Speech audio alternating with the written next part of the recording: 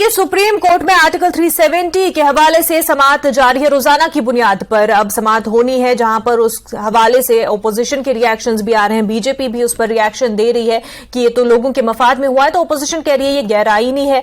Article 370 की मनसूखी। बहरहाल supreme court में इस हवाले से समाअत जारी है और रोजाना की बुनियाद पर समाअत होगी अब से। हमारे साथ हमारे साथी समीर भी जुड़ गए हैं इस मामले पर बात करने के लिए। समीर, समाअत तो शुरू हो गई है सुप्रीम कोर्ट में, 22 से ज्यादा अर्जियां दाखिल है। इंटरवेंशन की भी एक अर्जी दाखिल की गई है एक कश्मीरी पंडित ऑर्गेनाइजेशन की तरफ से। हमें यह बताएं कि ओवरऑल अगर हम इस पूरे मामले को देखें, किस तरह से देखा जा रहा है, और अब जो और भी ज्यादा ओपोजिशन इस मामले को लेकर के सियासत गरमा रही है, उसको भी इस पूरे सिनेरियो में कैसे देखा जाए? देखिए, मैं आपको बता दूं, सुबह से ही जब से ये समाअत इसकी शुरू हुई है, लगातार बयानबाजियां हो रही है। देखिए, उमर अब्दुल्ला ने कहा, जो सुप्रीम कोर्ट में वो दाखिल हुए, उससे पहले उन्होंने कहा कि उनको पूरी उम्मीद है कि जो सुप्रीम कोर्ट है वो उनको न्याय देगा और जो पिटीशन उन्होंने दाखिल किया उस पर वो उनके समर्थन में ही फैसला देगा। उसी बीच महबूबा मुफ्ती ने प्रेस कॉन्फ्रेंस की है, उन्होंने जम के बीजेपी को लताड़ा है। उन्होंने कहा कि बीजेपी ने कॉन्स्टिट्यूशन की धज्जियां उड़ा दी और अब सुप्रीम कोर्ट ही एक इंस्टीट्यूशन है जो कि जिस पर सबकी नजरें टिकी है। महबूबा मुफ्ती की जो प्रेस कॉन्फ्रेंस हुई है और जिस तरह की डेवलपमेंट्स हो रही हैं सुप्रीम कोर्ट में, उस पर मेरे साथ बात करने के लिए इस वक्त हैं बीजेपी के सीनियर लीडर और farmer deputy chief minister Kavinder Gupta. Sir, news 18 से बात करने के लिए शुक्रिया।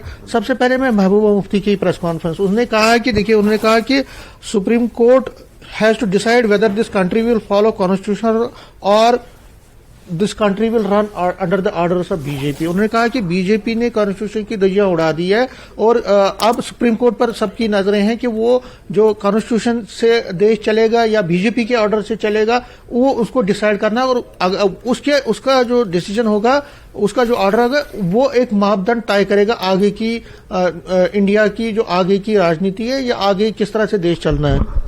देखिए, सभी लोगों ने, चाहे वो अपोजिशन थी चाहे सत्ताधारी पार्टी थी, 370 हटाने का जब प्रस्ताव लाया गया था उस पर चर्चा हुई थी, वोटिंग हुई थी, ये रिकॉर्ड है।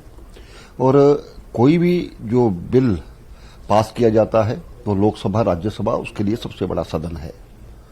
उसी आधार पर ये सब एक कॉन्स्टिट्यूशन के दायरे में हुआ है। हमें विश्वास है कि विपक्ष के लोग अपनी फ्रस्ट्रेशन में जो इस प्रकार की याचिकाएं दायर करते हैं, सुप्रीम कोर्ट उस पर सुनवाई कर रहा है। हमें अदालत का फैसला मान्य है और अदालत का फैसला बिल्कुल। समीर, अदालत का फैसला आएगा और अदालत के फैसले को सब कबूल करेंगे। लेकिन समीर, यहाँ पर कविंद्र गुप्ता साहब से ये जानना चाहेंगे कि ओपोजिशन कह रही है कि बिल्कुल राज्यसभा में पेश किया जाए, लोकसभा में पेश किया जाए, लेकिन ओपोजिशन कह रही है कि जेके की असेंबली में इसको पेश होना था, तब ये आईनी तौर पर सही रहता। तो उनका तो वही कहना है कि ये तो प्रॉपर जो एक कॉन्स्टिट्यूशनल वे था उस हिसाब से हुआ ही नहीं है। जी, सवाल ये है कि अगर कॉन्स्टिट्यूशन के हिसाब से तो जेएनके असेंबली को ही इस पर फाइनल अथॉरिटी थी, मीन्स कि उसको पहले डिस्कस करना था। अगर वहां से कोई प्रस्ताव आता फिर पार्लियामेंट को करना, तो जेके असेंबली थी नहीं। देखिए, असेंबली टूट चुकी है और ये जो लोकसभा राज्यसभा जो पार्लियामेंट है वो सबसे उच्च सदन है। इसी जम्मू कश्मीर असेंबली अलग से बना करके जो देश के लिए उल्टे फैसले लिए जाते थे, यही असेंबली है जिसमें यह फैसला किया गया था रीसेटलमेंट बिल का, कि पाकिस्तान से आकर के लोग यहां बसेंगे, जिसको बिल नंबर 9 कहते हैं। क्या इनकी मनमर्जी चलने दी जाए? कल को ये कहेंगे कि पाकिस्तान के साथ हमने अपने आप को मिला दिया है। इस तरह की मानसिकता यहां हिंदुस्तान में नहीं चल सकती। ये वही चाहते हैं, कभी ड्यूल ये जो कॉमन इकोनॉमी की बात करते हैं, कभी सेल्फ रूल की बात करते हैं, कभी ऑटोनॉमी की बात करते हैं। क्या इसके हिसाब से देश में को और नया कानून चलेगा? ये नहीं हो सकता। तो समीर, यही बात तो है कि जो अगर समीर, तो फिर यही बात ओपोजिशन कर रही है कि फिर ये तो डेमोक्रेसी है, डेमोक्रेसी में तो इसी तरह से फैसले मिलजुल के लिए जाते हैं कि ये अथॉरिटेरियन तो है नहीं कि कोई एक जो है एक पार्टी जो है एक बॉडी जो है तय करेगी। यहां पर सबका मिलकर फैसला ही सामने आना है। बिल्कुल, ये डेमोक्रेसी है, कॉन्स्टिट्यूशन है। अगर कॉन्स्टिट्यूशन में ये था कि जो इनकी असेंबली में पहले इसको जो भी फैसले बड़े कोई ऐसा प्रावधान नहीं है।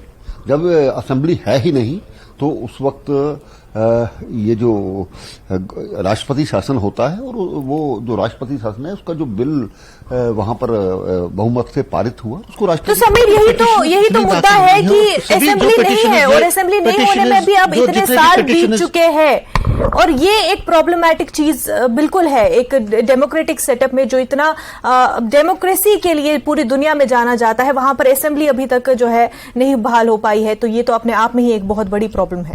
बिल्कुल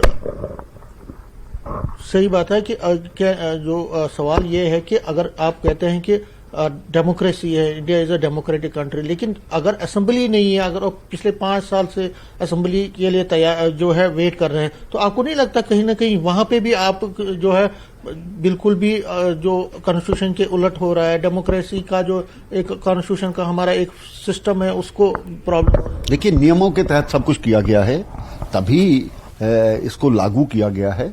जब भी कोई बिल पास होता है तो उसके बाद राष्ट्रपति के पास जाता है। राष्ट्रपति इस देश का सर्वोच्च एक हस्ती है जो कि उस पर सिग्नेचर करके भेजते हैं। जब उन्होंने सिग्नेचर कर दिए तो उसके बाद मुझे लगता है कुछ कहने चले ठीक नहीं जा सकता। ठीक है, इन्होंने ये अपनी ये जो दायर याचिका की है सुप्रीम कोर्ट में, उस पर सुनवाई हो रही है। सुप्रीम कोर्ट में अब सुनवाई हो रही है, समाअत जारी है और रोजाना की बुनियाद पर सुनवाई जारी रहेगी। बहरहाल समीर, आपका शुक्रिया, आपके साथ जुड़े हमारे मेहमान कविंद्र गुप्ता का भी बेहद शुक्रिया। वक्त हो गया एक छोटे से ब्रेक का, जल्द होंगे हाजिर।